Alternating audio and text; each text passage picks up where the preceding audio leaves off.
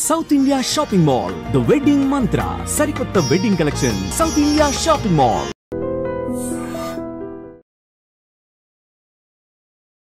నమస్తే welcome back to IT media మన ఆయుర్వేదం ప్రోగ్రామ్కి అందరికీ స్వాగతం. మోకాళ్ళ నొప్పులతో బాధపడే వాళ్ళు, కీళ్ళు నొప్పులతో బాధపడే వాళ్ళకి ఈరోజు చక్కటి ఒక మంచి వీడియో అందించే ప్రయత్నం చేస్తున్నాము. ఓవర్ వెయిట్ ఉండడం వల్ల బోన్స్ అంటే మోకాళ్ళు త్వరగా అరిగిపోవడం, లేకపోతే ఇలా ఒకవైపుకి వంగి నడుస్తూ ఉంటారు. బరువుని టాలరేట్ చేయకుండా శరీరం ఇలా వంగిపోయినట్టు నడుస్తూ ఉంటారు అన్నమాట చాలామంది.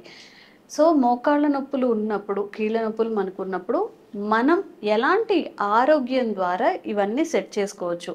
ఇప్పటికే మెడిసిన్ వాడుతున్నా పర్వాలేదు, అలాగే సర్జరీ వరకు సజెస్ట్ చేసిన వాళ్ళు కూడా ఈ ఆహారాన్ని ట్రై చేసి కొంతవరకు ఈ సర్జరీకి వెళ్ళే అంటే చెప్తున్నామని అందరూ కూడా సర్జరీకి వెళ్లకుండానే తగ్గిపోతుందని కాదు, మీ బాడీ టైప్ నుంచి మ్యాక్సిమం కొంతమందికి సర్జరీ వరకు వెళ్లాల్సిన అవసరం లేకుండా డైట్ ఎలా పాటించాలో ఈరోజు తెలుసుకుందాం. ప్రస్తుతం మనతో ఉన్నారు చిటిపొట్ల మధుసూదన్ శర్మ గారు, ఆయుర్వేద వైద్యులు. నమస్కారం అండి. నమస్తే.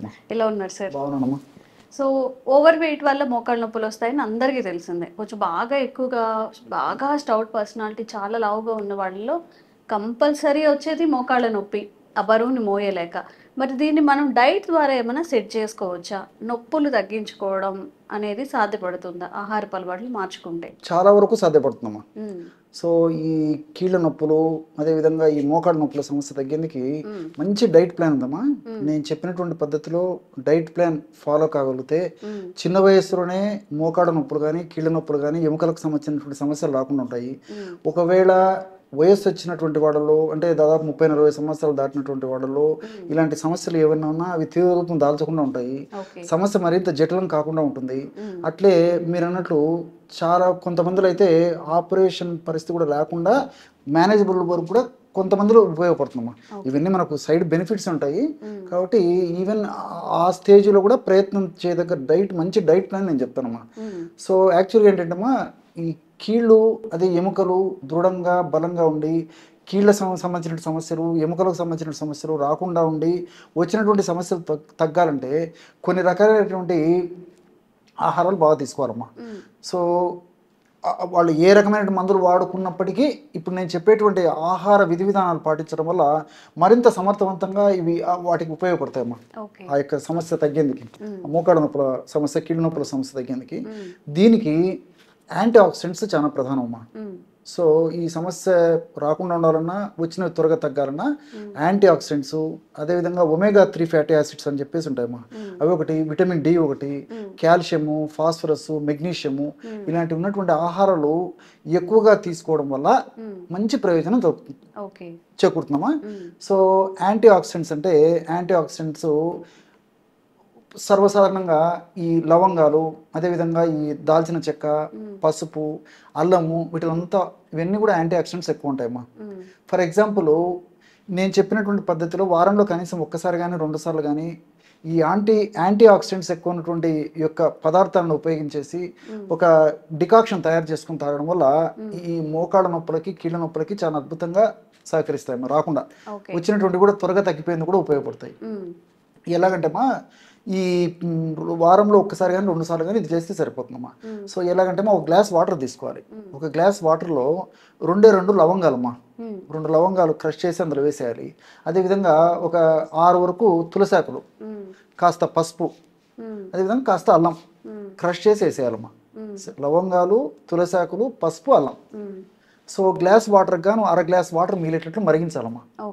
సో సన్న మంట మీద మరిగించేసేసి దించి ఫిల్టర్ చేసేసి గోరువెచ్చగా ఉన్నప్పుడు ఒక అరబద్ద నిమ్మరసము, 1 స్పూన్ తేనె.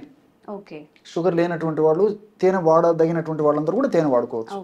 సో ఈ విధంగా వారంలో కనీసం 1-2 సార్లు ఈ విధంగా చేస్తుంటే బెస్ట్ యాంటీ ఆక్సిడెంట్స్ అమ్మా. నేను చెప్పాను కదా, ఈ కీళ్ళకి, మోకాళ్ళకి, ఎముకలకి ప్రొటెక్ట్ చేసేటువంటి అద్భుతమైనటువంటి ఔషధ గుణాలు ఇందులో ఉన్నాయమ్మా.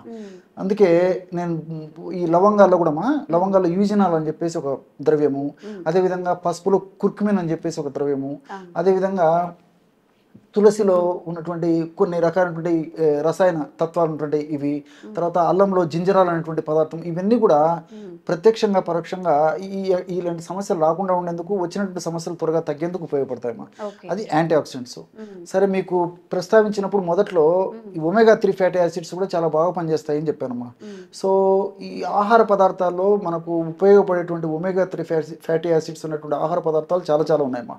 అసలు ఈ ఒమేగా-3 ఫ్యాటీ యాసిడ్స్ మనకు ఎలా ఉపయోగపడతాయంటేమా, ఇలాంటి ఆహారాలను తీసుకోవడం వల్ల ఎముకలలో బ్లాస్ట్ అని చెప్పేసి కణాలు ఉంటాయమ్మా.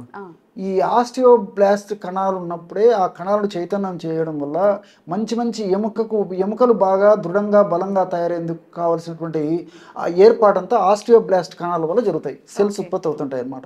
సో ఆస్టియోబ్లాస్ట్ కణాలు బాగా చైతన్యవంతంగా అయ్యి బాగా చక్కగా పనిచేసేసి ఎముకలకు మంచి దృఢత్వం కలగజేసేందుకు మరి ఈ యొక్క ఒమేగా-3 ఫ్యాటీ యాసిడ్స్ ఉపయోగపడతాయమ్మా.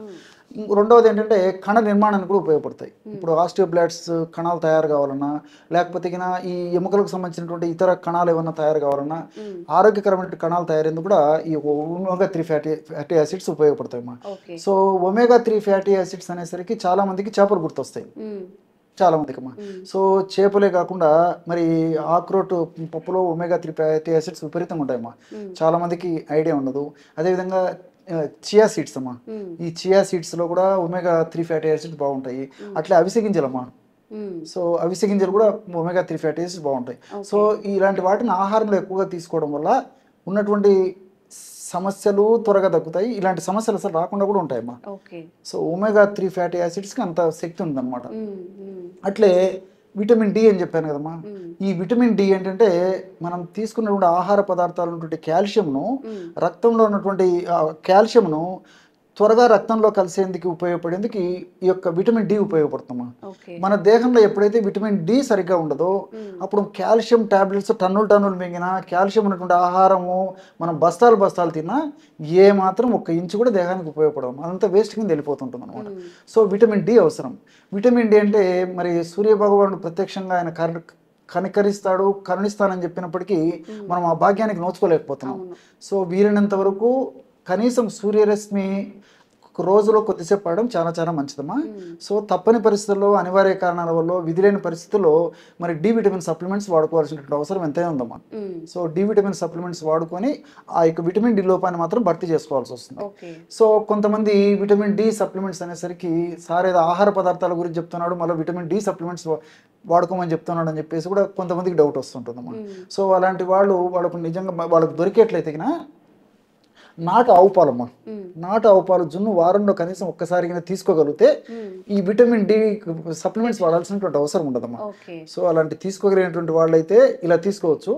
మరి విధి లేని పరిస్థితుల్లో, మరి తప్పని పరిస్థితులు అయితే విటమిన్ డి సప్లిమెంట్ తీసుకోవాల్సి వస్తుంది. సో కాల్షియం మన దేహానికి ఉపయోగపడాలి, ప్రేవులు పీల్చుకోవాలంటే విటమిన్ డి కావాలమ్మా. అట్లే కాల్షియము, తర్వాత ఈ ఫాస్ఫరస్ కూడా చాలా చాలా అవసరమ్మా. సో ఎముకల నిర్మాణానికి కానీ, ఎముకలు గట్టిగా ఉండదని కానీ, కీళ్ళ భాగంలో ఇతర అనారోగ్య సమస్యలు రాకుండా ఉండేది కానీ, అదేవిధంగా కీళ్ళ భాగంలో మరి కార్ట్లేజ్ బాగా ఆరోగ్యవంతంగా ఉండేదాన్ని కానీ, కీళ్ళ భాగంలో మంచి ఈ సైనోవియల్ ఫ్లూయిడ్ అని చెప్పేసి గుజ్జు అని చెప్తారమ్మా, ఇలాంటి గుజ్జు బాగా ప్రొడ్యూస్ అవ్వాలన్నా ఇలాంటివన్నిటి కూడా ఈ కాల్షియము తర్వాత ఫాస్ఫరస్ చాలా చాలా అవసరమ్మా. సో ఆకుకూరలు, తర్వాత కూరగాయలు కూడా చాలా వాటిలో ఉంటాయి. ఆకుకూరల్లో ఈ కాల్షియం ఎక్కువ ఉంటుంది. వీటికంటే ఎక్కువ కూడా మరి నువ్వులు ఎక్కువగా ఉంటుందమ్మా. సో 100 గ్రాముల నువ్వుల్లో 1450 మిల్లీగ్రాములు కాల్షియం ఉంటుందమ్మా. సో అందుకే చాలా మంది చెప్తుంటారు మా ఆహారం తర్వాత రోజు ఒక్కసారి ఈ నువ్వులో ఉండదు తినమని చెప్తుంటారు అన్నమాట. సో ఎముకలు బలంగా ఉండి కీళ్ళు బలంగా ఉన్నప్పుడు ఇంచుమించు ఏ రకమైన జబ్బులు కూడా రాకుండా ఉంటాయి, మనిషికి ఆ రెసిస్టెన్స్ పవర్ వచ్చేస్తుందమ్మా. సో ఈ యొక్క కాల్షియము, అదేవిధంగా ఈ ఫాస్ఫరస్ ఇలాంటివి వాడుకోవడం వల్ల ఆహార పదార్థాల ద్వారా మరి ఈ యొక్క ఎముకల ఆరోగ్యానికి, కీళ్ళ ఆరోగ్యానికి ఉపయోగపడతాయి అన్నమాట. సో చివరగా మెగ్నీషియం. సో మెగ్నీషియం కూడా కీళ్ళ భాగంలో ఇన్ఫ్లమేషన్ రాకుండా ఉండేందుకు, కీళ్ళ భాగం బాగా ఆరోగ్యవంతంగా ఉండేందుకు, కీళ్ళ భాగంలో ఉన్నటువంటి ఈ యొక్క కండరాలు ఏవైతే ఉన్నాయో అవి సంకోచ వ్యాకోచాలు బాగా జరిగేందుకు, కీళ్ళ భాగంలో గుజ్జు బాగా ప్రొడ్యూస్ అయ్యేదానికి, ఈ రక్త ప్రసరణ బాగా సజావుగా ఆ ప్రాంతాల్లో జరిగేదానికి ప్రత్యక్షంగా పరోక్షంగా మెగ్నీషియం కూడా చాలా చాలా అవసరమ్మా. మెగ్నీషియం బాగా ఉన్నటువంటి పదార్థాల్లో ముఖ్యంగా చెప్పుకోదగ్గది ఈ అరటిపండు అమ్మా. అరటిపండు మరి అరటిపండు తినకూడనటువంటి వాళ్ళు ఉంటారు. మరి రోజు తింటే మరి షుగరు ఇలాంటివి పెరుగుతాయని చెప్పేసి ఆందోళన పడి మానేసే వాళ్ళు కొంతమంది ఉంటారు. షుగర్ పెరిగేటువంటి పరిస్థితి ఏర్పడుతుంది, ఏదైనా వెయిట్ పెరుగుతారని చెప్పేసి కొంతమంది అనుకుంటుంటారు. అటువంటి వాళ్ళు అయితే మరి డ్రై నట్స్, ముఖ్యంగా బాదం పప్పు ఇలాంటివి తీసుకోవడం వల్ల కూడా మరి ఆ యొక్క మెగ్నీషియం ఇది పూర్తి స్థాయిలో వాళ్ళకి అందేదానికి అవకాశం ఏర్పడుతుందమ్మా. సో ఈ పద్ధతిలో నేను చెప్పినట్లు యాంటీ ఆక్సిడెంట్స్ ఉన్నటువంటి ఆహారము, ఒమేగా-3 ఫ్యాటీ యాసిడ్స్ ఉన్నటువంటి ఆహారము, అట్లే D vitamin, calcium, phosphorus, magnesium ఇలాంటివి ఆహారంలో చూస్ చేసుకొని ఎక్కువగా ఉన్నటువంటి ఆహారాన్ని నేను చెప్పినటువంటి పద్ధతిలో తీసుకోవడం వల్ల మరి చిన్న వయసులో కీళ్ళు ఎముకలకు సంబంధించినటువంటి జబ్బులు రాకుండా ఉంటాయి. ఒకవేళ వచ్చినప్పటికీ తీవ్ర రూపం దాల్చకుండా ఉంటాయి. అదేవిధంగా పూర్తి మనిషి బెడ్పై పడేటువంటి పరిస్థితి రాకుండా ఉండేందుకు కూడా ఇందులో ఉన్నటువంటి ఆహార పదార్థాలు ఉన్నటువంటి నేను చెప్పినటువంటి ఈ యొక్క రసాయన పదార్థాలన్నీ కూడా ప్రత్యక్షంగా పరోక్షంగా సదా దేహంలో ఉంటూ సదా కాపాడుతూ సదా రక్షిస్తూ ఉంటాయి. కాబట్టి మరి రెగ్యులర్గా ఇలాంటి ఆహారాలు తీసుకోవడం చాలా చాలా మంచిదమ్మా. ఓకే, సో ఎవరైనా కానీ మీరు ఈ ప్రాబ్లం ఫేస్ చేస్తున్నట్లయితే బోలెడన్ని చిట్కాలు అయితే చెప్పారు. పూర్తిగా చూసి మీకు ఎలాంటి సమస్య ఉంది, మీకు ఏది సూటబుల్ అవుతుంది, ఈ వీటన్నిటిలో కూడా తప్పకుండా ట్రై చేయండి. 1 month 2 months ట్రై చేస్తే తప్పకుండా రిజల్ట్ ఉంటుంది. ఇంకా మీకు ఎలాంటి ఆరోగ్య సమస్యలు ఉన్న కామెంట్ చేయండి, తప్పకుండా వీడియో చేసే ప్రయత్నం చేస్తాం. Thank you sir. నమస్తే. Sir, one life lesson what medicine has taught you. Whatever you can do without expecting.